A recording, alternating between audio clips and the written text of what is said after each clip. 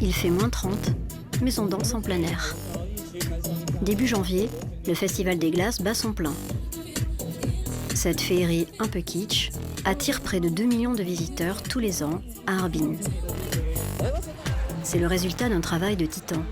Il a fallu amener jusqu'ici 250 000 tonnes de glace pour que naissent palais et attractions multicolores.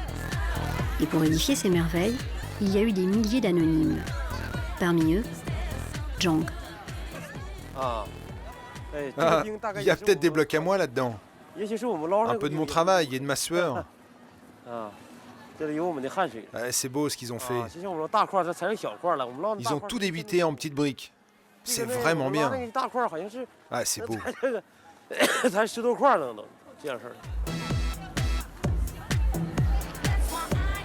Pour que tout cela brille de mille feux, il lui aura fallu beaucoup de sueur, des larmes de froid et bon nombre de ces nuits de décembre.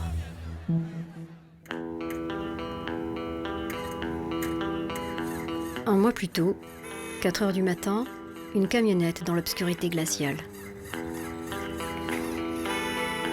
Zhang et ses piqueurs arrivent sur le chantier. De grosses machines ont prédécoupé la glace de la rivière Songrois. Il faut maintenant finir la découpe, détacher les blocs et les ramener à terre. Pour ça, il n'y a plus de machine, la glace est trop instable. Il y a juste quelques outils et des hommes.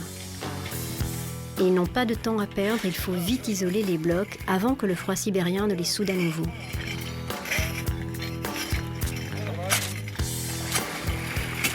Oh merde!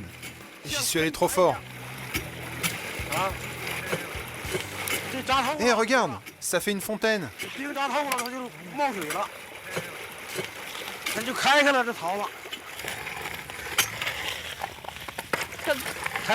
Bon, attendez. J'ai soif.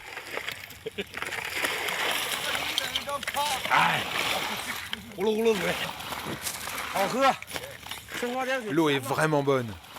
L'eau de la rivière Songrois, elle est même sucrée.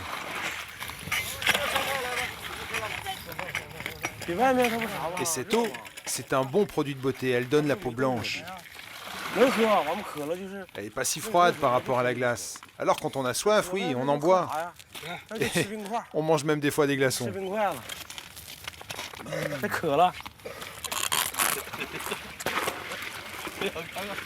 Ouais, les glaçons, c'est bon pour la soif.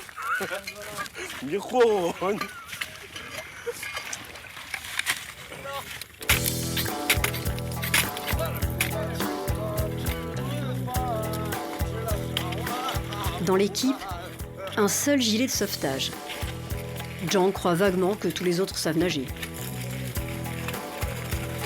Chaque bloc pèse environ 500 kilos et il faut le haler jusqu'à la terre ferme. Mais chaque bloc, c'est aussi 3 yuan pour l'équipe, 35 centimes d'euros.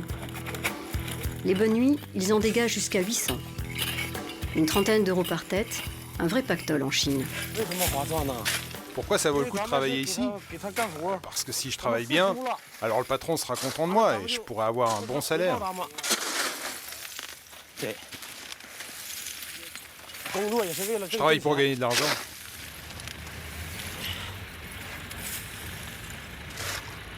Les petits matins de décembre, les berges de la Songrois se transforment en glacières à ciel ouvert. Pendant que les équipes de piqueurs continuent à remonter leurs blocs, chariots et camions commencent leur noria pour alimenter en matière première la ville qui se construit aux portes de Harbin.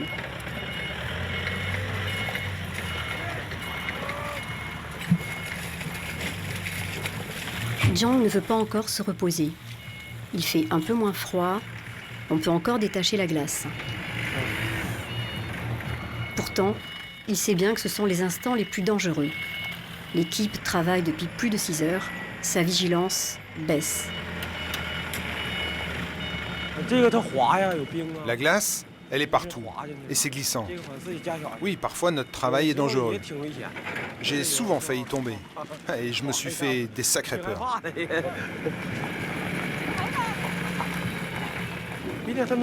Parce que moi, en natation, j'y connais rien.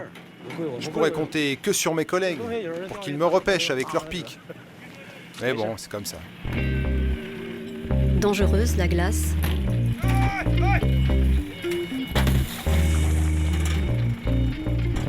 Dangereuse, la route. Derrière des camions trop pressés pour arrimer correctement leur chargement. Il faut dire qu'à quelques kilomètres de là, le monstre est vorace et que le planning est serré. Si le chantier de la ville de glace prenait du retard, il y aurait moins de visiteurs, donc moins de chiffre d'affaires. Alors, il faut impérativement que tout soit prêt avant la fin décembre.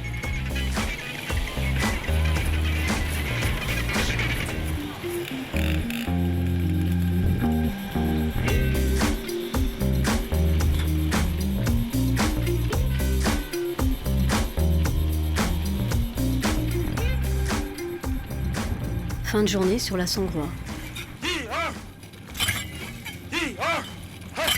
Zhang et ses hommes font des heures supplémentaires en préparant le travail pour demain.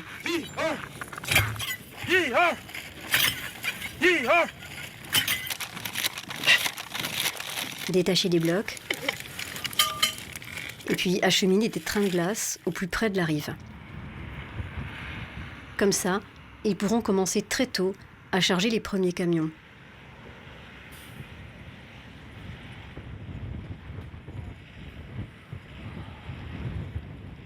Il est 14h. La nuit du Grand Nord n'est plus très loin. C'est l'heure de la paye.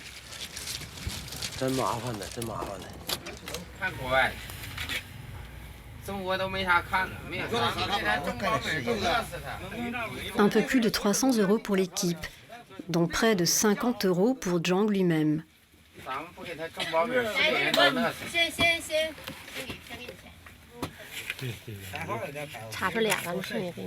C'est une excellente journée.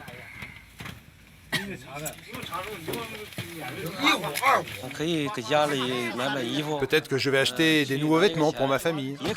Ou alors partir en voyage. Tout est possible.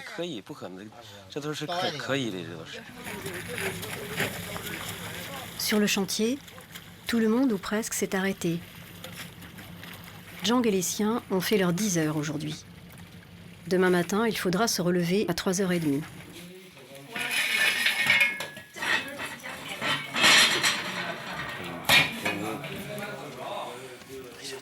Oh zut, elles sont trempées. En bon chef d'équipe, Zhang a ramené de son village quelques bonbonnes d'alcool de sorgho. Il sait que ça réchauffe les corps et que c'est bon pour le moral.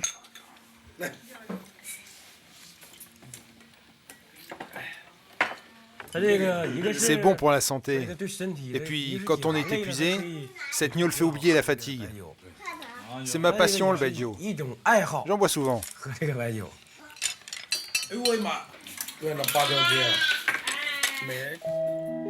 Dans la ville de glace, il ne reste plus que les branchements électriques à faire. Tout sera prêt le 5 janvier, comme prévu. En tout cas, elle n'a plus besoin de piqueur. Zhang est donc rentré chez lui, au village. Il est d'abord paysan. La glace, c'est juste un complément de revenu pendant les hivers où il n'y a rien à faire dans les champs. Il fait ça depuis plus de 10 ans, mais il n'a jamais vu la ville de glace terminée. L'entrée est à 35 €, c'est bien trop cher pour sa petite famille. Alors évidemment, quand on lui propose de l'inviter, il a d'abord un peu de mal à y croire. Mais il se met très vite sur son 31. Ça va. Il est pas trop moche.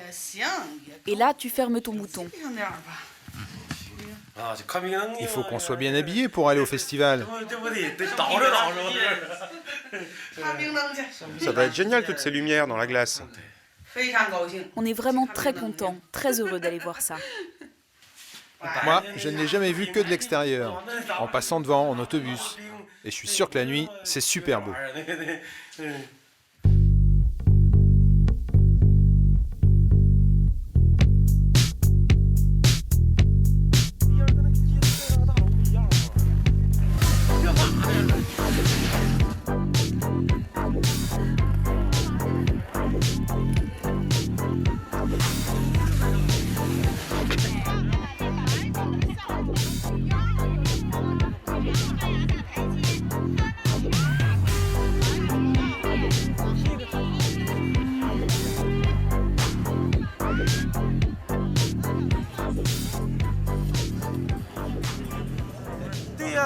Je suis heureux. C'est vrai qu'on a souffert, que le boulot était dur. Mais je me rends compte qu'on a créé du bonheur pour tout le monde. C'est chouette. Quand je vois tout ça, c'est vraiment très beau. Je suis très fier de mon père et je l'admire.